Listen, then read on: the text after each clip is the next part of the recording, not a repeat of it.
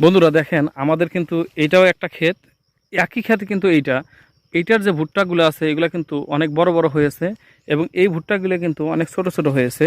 এখানে পাতাগুলো কিন্তু মরে গিয়েছে এবং চিকন আছে। তাহলে আমরা এইখানে কি প্রয়োগ করে ভুট্টা গাছগুলো এত বড় বড় করব, সেই বিষয়ে কিন্তু আজকের ভিডিও। মাত্র কয়েকদিনের মধ্যে আমরা স্প্রে করে কিভাবে এই ছোটো গাছগুলোকে এরকম বড় বড় করব, সেই বিষয়ে কিন্তু আজকে আমরা গুরুত্বপূর্ণ আলোচনা করব ইনশাআল্লাহ। আসসালামু আলাইকুম বন্ধুরা, সবাই কেমন আছেন? আশা করি সকলে অনেক ভালো আছেন। আমাদের নতুন একটি ভিডিওতে আপনাদের সবাইকে স্বাগতম। আর আজকের ভিডিওটি আরও বেশি গুরুত্বপূর্ণ হতে যাচ্ছে। এই যে আমরা এখানে যে ভুট্টা গাছগুলো আছে, এই ভুট্টা গাছগুলোর বয়স 2 মাস হয় নাই, তাতে কিন্তু এক মানুষ সমান পর্যন্ত ভুট্টা গাছ করেছি। কি কি পন্থা অবলম্বন করে বা কি কি পদ্ধতি অবলম্বন করে সেই বিষয়ে আজকের ভিডিও। তো বন্ধুরা, আপনারা যদি আমার চ্যানেলে নতুন হয়ে থাকেন তাহলে আমার চ্যানেলটিকে সাবস্ক্রাইব করে দেবেন এবং পাশে থাকা বেল আইকনে প্রেস করে দেবেন, যাতে নিত্য নতুন ভিডিও আপলোড করার সাথে সাথে আপনারা সেখান থেকে দেখে উপকৃত হতে পারেন। তো একটা ভুট্টা গাছ আমরা যদি দেখি ভালোভাবে, এই ভুট্টা গাছটা যদি খালি লম্বা হয় তাহলে কিন্তু এটা ফল কম ধরবে। শুধু চিকন হয়ে লম্বা হলে সেটা ফল কম ধরবে। এবং একটা ভুট্টা গাছ যদি মোটাও হয় এবং লম্বাও যদি হয়, পাতা যদি কালো থাকে, তাহলে কিন্তু সেই ভুট্টা গাছটা খাটো থাকলেও অন্ততপক্ষে ফলন আপনারা খুব ভালো পাবেন। এই ভুট্টা গাছটা আমরা কিভাবে খুব দ্রুত সময়ের মধ্যে এত বড় করেছি, সেই বিষয়ে আজকে আপনাদের সামনে বিস্তারিত আলোচনা করব। একটা ভুট্টা গাছকে সুস্থ রাখার জন্য কিন্তু প্রথমে জাত নির্বাচন করাটা অতি জরুরি। প্রথমে যখন আপনারা ভুট্টা গাছ লাগাবেন তখন অবশ্যই ভুট্টার জাত লাগাবেন ভালো মানের, এবং ভুট্টাটা বাজার থেকে আনার পরে সেটাকে আপনারা কিছু কিছু গ্রুপ ভাগ করবেন। বড়গুলা আপনারা খেতে বপন করবেন, আর ছোটোগুলো এগুলো ঘাসের জন্য আপনারা নির্বাচন করে সাইডে রেখে দিবেন। এই ভুট্টা গাছে আমরা কি কি জিনিস দিয়েছি, কিভাবে মাত্র 2 মাস বয়সের মধ্যে আমাদের এক মানুষ সমান হয়েছে, সেইগুলো আমরা বলবো। তো দেখেন আশেপাশে যত আমাদের ভুট্টা আছে, সব ভুট্টা গাছ কিন্তু দেখেন প্রত্যেকটা ভুট্টা গাছ কিন্তু অনেক বড় বড়। আবার আমাদের সাইডের কিন্তু কিছু ভুট্টা গাছ আছে, এই সাইডে যে ভুট্টা গাছগুলো আছে এই ভুট্টা গাছগুলো কিন্তু অনেক ছোট। তাহলে এই ভুট্টা গাছগুলো কি সমস্যা হয়েছে, এবং এই যে বড় ভুট্টা গাছগুলো আছে, এই যে বড় ভুট্টা গাছগুলি আছে এগুলোর মধ্যে আমরা কি প্রয়োগ করেছিলাম, এইটুকু যদিও আমাদের ক্ষেতের একটা অংশ, কিন্তু এখান থেকে আলাদা একটা অংশ, যার কারণে এটার মধ্যে নোনার প্রভাব বেশি পড়েছে। নোনার প্রভাব বেশি পড়ার কারণে এটার মধ্যে যত সার দিয়েছি, যত কীটনাশক দিয়েছি, এগুলো কিন্তু তত দ্রুত বড় হয়নি। তো বন্ধুরা দেখেন, এই যে আমার হাতে বেশ কয়েকটা জিনিস আছে, এই কয়েকটা জিনিস ব্যবহার করে কিন্তু আপনারা এই ভুট্টা ক্ষেতগুলা এত দ্রুত বড় করতে পারবেন। এখন ভুট্টা ক্ষেতের বয়স কত হলে এই জিনিসগুলো আপনারা দিতে পারবেন, এবং কখন আপনারা এই সারগুলো প্রয়োগ করতে পারবেন, যখন আপনারা এইগুলো ব্যবহার করবেন তখন কিভাবে খুব দ্রুত এই ভুট্টা গাছগুলো বড় হয়ে যাবে সেই বিষয়। তো আমরা এখানে নিয়ে এসেছি ফ্লোরা, এসিআই কোম্পানির ফ্লোরা, আর 3Sের চমক সিলেটেড জিঙ্ক, তারপর হচ্ছে 3Sের একটা বরুণ। একটা গাছ বেড়ে ওঠার জন্য 16টা ভিটামিনের দরকার হয়।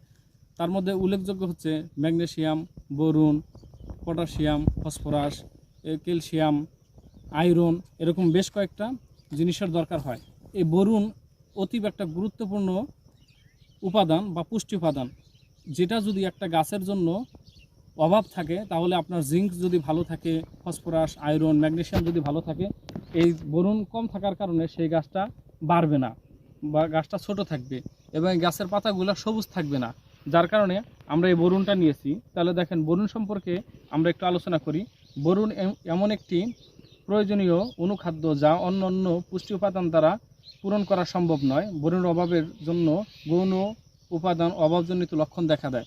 তাহলে এই বোরনের অভাবটা আপনি সার দিয়ে বা অন্য কিছু দিয়ে যে পূরণ করবেন তা কিন্তু হবে না, বোরনের অভাব বোরন দিয়ে আপনাকে পূরণ করতে হবে, যার কারণে আমরা বোরন বেছে নিয়েছি। এবং বোরন সারের উপকারিতা কি কি এখানে আমরা দেখব। গাছের পাতা ও কাণ্ডে ক্লোরোফিল তৈরিতে সহযোগিতা করে, ফলে গাছের স্বাভাবিক বৃদ্ধি নিশ্চিত করে। যেহেতু আমরা গাছ বৃদ্ধি করব সেহেতু আমাদের বোরন ব্যবহার করতে হবে। এবং ফুল ঝরা বন্ধ করে এবং সমভাবে অধিক পরিমাণে ফলন বেড়ে উঠতে ও পরিপক্ক হতে সহযোগিতা করে। যেহেতু ভুট্টা গাছ থেকে আমরা কাঙ্ক্ষিত ফলাফল পেতে চাই, তার জন্য কিন্তু আমাদের বোরন ব্যবহার করতে হবে। এবং উল্লেখযোগ্য হচ্ছে ধান, ভুট্টা ও অন্যান্য দানা জাতীয় শস্যের দানা অধিক পুষ্ট এবং ফলন বৃদ্ধি করে। আমাদের যেহেতু ভুট্টা গাছে সার এত প্রয়োগ করেছি, অবশ্যই ফলন এখান থেকে বেশি পাওয়ার জন্য, তো তার জন্য আমাদের অবশ্যই এই বোরনটা ব্যবহার করতে হবে। বোরন যদি আপনি ভুট্টা বাদ দিয়ে আলু, ফুলকপি বা অন্যান্য কপিতে ব্যবহার করেন তাহলে যে কপিগুলো আলাদা হয়ে যায় বা আলুর মধ্যে একটা ফাটা ফাটা দাগ থাকে, বোরন যদি আপনি ব্যবহার করেন তাহলে এরকম দাগ আর থাকবে না। তাহলে বোরন অতি জরুরি একটা ভিটামিন, এটা কিন্তু আপনার গাছের জন্য ব্যবহার করতে হবে। এবং সিলেটেড জিঙ্ক, এই জিঙ্কটা আমরা কেন নিয়েছি, এটার মধ্যে 10% কিন্তু জিঙ্ক রয়েছে, জিঙ্ক সালফেট রয়েছে। এই জিঙ্কটা যখন আপনি দিবেন তখন গাছগুলা মোটা হবে এবং পাতাগুলো সবুজ হবে। সবুজ হওয়ার কারণে সূর্য থেকে কিন্তু গাছ সহজে আপনার খাবার তৈরি করতে পারবে। খাবার যদি তৈরি করতে পারে তাহলে গাছের শিকড়, গাছ থেকে ফলন সব কিছু আপনি আশা অনুরূপ পাবেন। তো জিঙ্কের অভাব যদি দেখা দেয় তাহলে আপনি কি কি সমস্যার মধ্যে পড়তে পারেন সেই বিষয়ে বলবো। এই কচি পাতা যেটা হয়েছে, এই জিঙ্কের অভাব হলে কচি পাতার অংশ কিন্তু নিচে সাদা হয়ে যাবে। আমরা ওই ক্ষেতের ওই সাইডে যেটা দেখাইছি যে এক সাইড নিচের দিকে সাদা হয়ে গেছে, ওইগুলার সমস্যা দেখা দিবে এই জিঙ্কের যদি অভাব থাকে। তারপর হচ্ছে পাতা তামাটে হয়ে যায়, পাতা মরা মরা ভাব ধরে যায়, পাতা তামাটে হয়ে যায়, হলুদ হয়ে যায়। তারপর হচ্ছে ফসলের কুশির সংখ্যা কমে যায়। আপনার যেখান থেকে ভুট্টাটা উৎপাদন হবে সেইখান থেকে কিন্তু আর ভুট্টা উৎপাদন হওয়ার ক্ষমতাটা তখন হারিয়ে ফেলবে যদি জিঙ্কের অভাব থাকে। এবং যদি গাছ কোনোটা খাটো থাকে, যদি না বাড়ে, ছোট ছোট থাকে, সেই ক্ষেত্রে আপনি যদি জিঙ্ক ব্যবহার করেন তাহলে গাছের বৃদ্ধি বাধাগ্রস্ত হয়, ফলে পাতা খাটো হয়। আর আপনি যদি জিঙ্ক দেন তাহলে পাতা আপনার খাটো হবে না, গাছের বৃদ্ধিটাও সঠিক থাকবে। তাহলে সিলেটের জিঙ্কের কার্যকারিতা কি কি? সিলেটের জিঙ্ক দ্বারা সুরক্ষিত থাকার ফলে গাছ সম্পূর্ণটাই গ্রহণ করে, গাছের হরমোনের কার্যকারিতা বৃদ্ধি পায়, রোগ প্রতিরোধক ক্ষমতা বৃদ্ধি পায়, পাতা সবুজ, ফুল ও ফলের আকার এবং ফলন বৃদ্ধি পায়। তাহলে দেখেন এই জিঙ্ক দিয়ে আমরা ফুল ফল যা চাই, আমাদের উৎপাদন যদি ভালো হয় তাহলে আমরা কিন্তু সেইখান থেকে লাভ করতে পারবো চাষ করে। আমাদের উৎপাদন যদি ভালো না হয় তাহলে কিন্তু আমরা সেখান থেকে লাভ করতে পারবো না। তো বন্ধুরা, এই জিঙ্ক এবং বোরন আপনারা স্প্রে করবেন। তারপরে আমরা একটা পিজিআর নিয়েছি ফ্লোরা। এই ফ্লোরা সম্পর্কে যদি আমি বলতে যাই তাহলে বলা শেষ হবে না। এটা হচ্ছে উদ্ভিদের শক্তি বৃদ্ধি করে, উদ্ভিদের ফল বৃদ্ধি করে ও ঝরে পড়া রোধ করে, অধিক ফলন নিশ্চিত করে, পরিবেশ বান্ধব। তাহলে দেখেন এই তিনটা জিনিস যদি আপনি যখন গাছের বয়স 50 দিন বা 45 দিন হবে তখন যদি আপনি বিকেলবেলা, এরকম বিকেলবেলা যখন রোদ নাই, এই টাইমে যদি আপনারা স্প্রে করে দেন তাহলে কিন্তু আপনার ভুট্টা গাছগুলো খুব দ্রুত বড় হবে এবং গাছগুলো মোটা হবে, পাতাগুলো কিন্তু খুব সুন্দর হবে।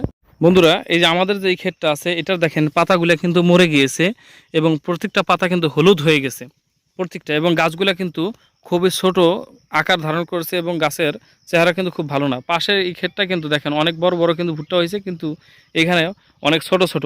এই যে ছোট বড় আছে, পাতা হলুদ আছে, পাতা মরে গেছে, গাছ চিকন আছে, তখন এই ক্ষেত্রে যদি আপনি ব্যবহার করেন তাহলে 10 দিন পরে দেখবেন যে এই ভুট্টা গাছগুলো ওইগুলো সমান হয়ে গেছে।